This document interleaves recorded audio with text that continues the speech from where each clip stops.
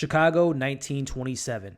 A recording session. Tensions rise between Ma Rainey, her ambitious horn player, and the white management determined to control the uncontrollable mother of blues. Hey, how's it going, everybody, and welcome back to Movie Files. Elliot back again with a brand new review, and today we're talking about Ma Rainey's Black Bottom, which did have a limited release in theaters November 25th, but will be available to stream on Netflix December 18th.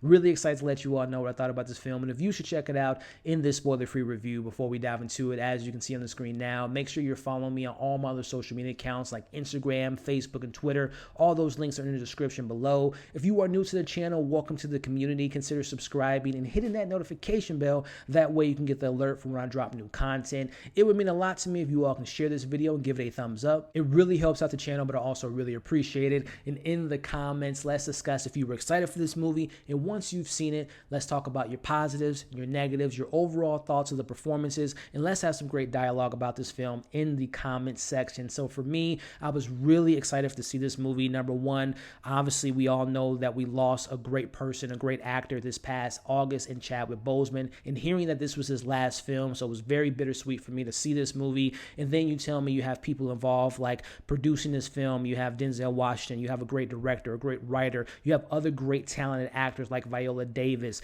Glynn Turman, Colman Domingo, such a great cast. I was really excited for this film, and we are talking about it, starting off with the positives.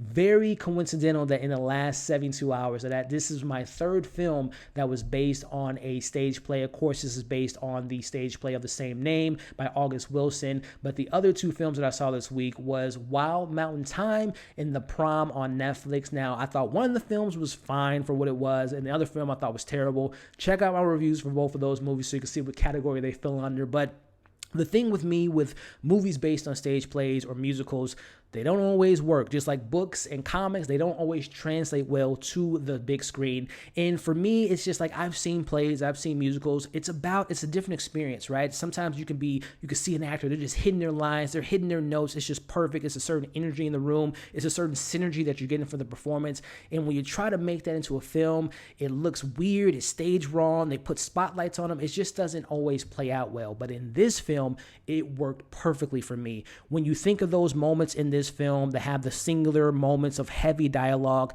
it felt natural. It didn't feel like I was watching a play. It felt like it was organic. I felt like I was in the room with those characters. In the screenplay by Ruben Santiago-Hudson, and the direction, which we'll talk about here in a second, was so engaging and captivating. This film, the way it's put together, the pacing and the tone, reminded me so much of watching an actual blues band. Because if you watch blues, if you see someone playing blues music or jazz music, it's a language, it's a rhythm, it's a tone. In this film, it can go up, it can go down. There's so many different things that this film has into it, and it was just so captivating and so engaging the way the story was told. Which, speaking of the direction here by the director George C. Wolfe, he truly knows how to capture what it was like to be in this band, seeing them rehearse, seeing the conversations being had, and seeing how the conversation can go from just poking fun at one another to learning about one's past. You truly get to know who these characters were, all within an hour and 30 minutes. And speaking of those topics, the way this film is able to tackle different conversations and what it was like to be black in the 1920s,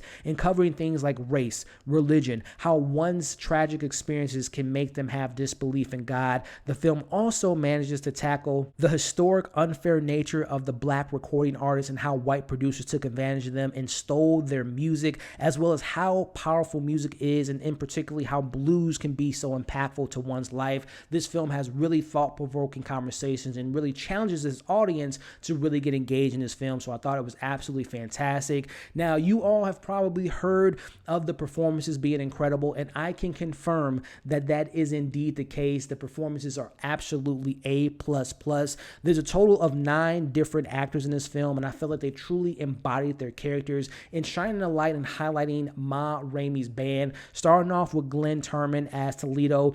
He's the OG. He's the pianist of this group, and he just wants to get in and out. He wants to, play his recording session and get back to his normal day life. But I love what we get with this character and the conversations he has with a young blood, Levi, in this film, played by Chadwick Boseman. So I love what we get with Toledo. And just, if you do yourself a favor, check out Glynn Turman's filmography. He's one of the best doing it. I love this guy. Seeing him recently in Fargo season 4, he's such a great actor. He was really great in this film.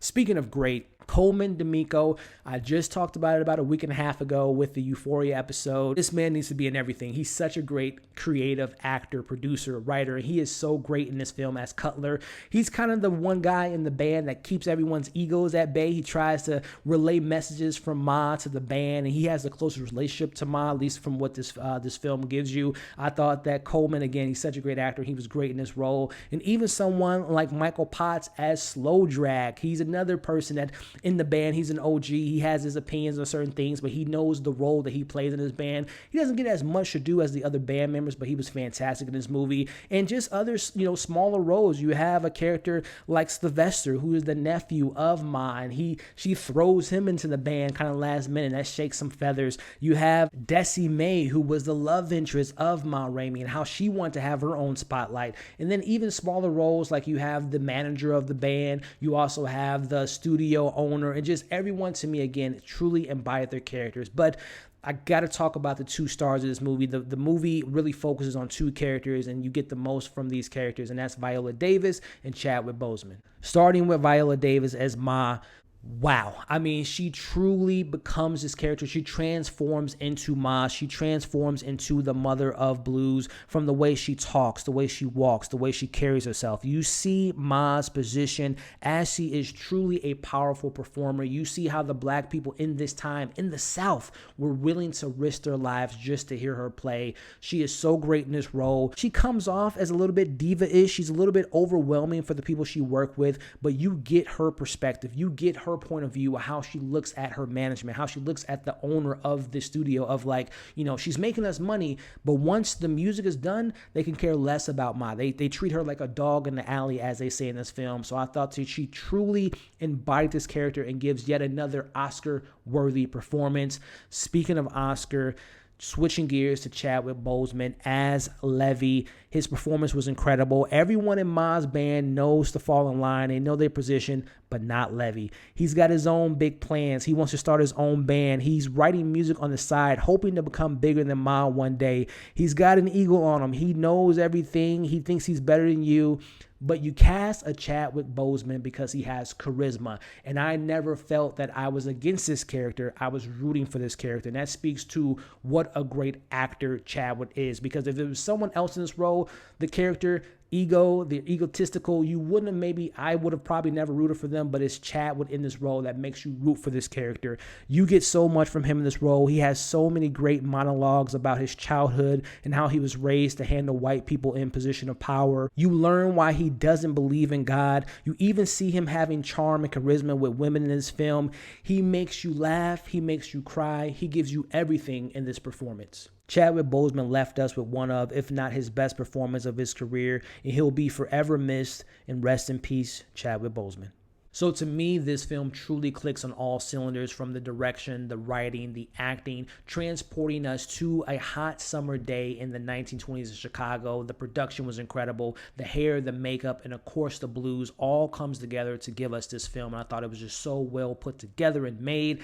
But there were some things I had some issues with, in particularly thinking of some minor things. Viola Davis, who again truly embodies Ma Rainey's kind of essence and who she was as a person, and the performance that she gives is incredible.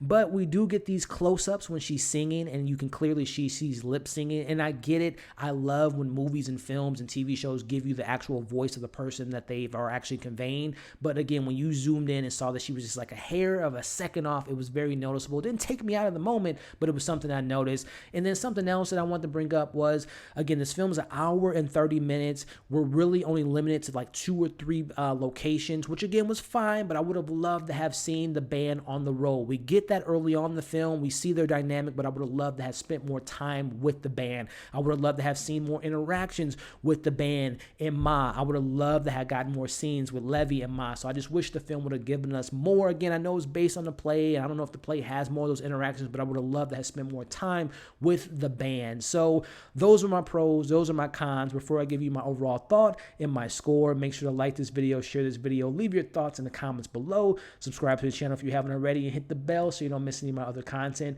With that being said, let me give you all my overall thoughts and my score. Overall, Ma Rainey's Black Bottom is a great example of everybody bringing their A game. You see the pride and passion from the direction, the writing, the production, as well as the incredible performances by the entire cast, especially from Viola Davis and the incredible Chadwick Boseman, who both give award-nominating but also possibly winning performances respectively.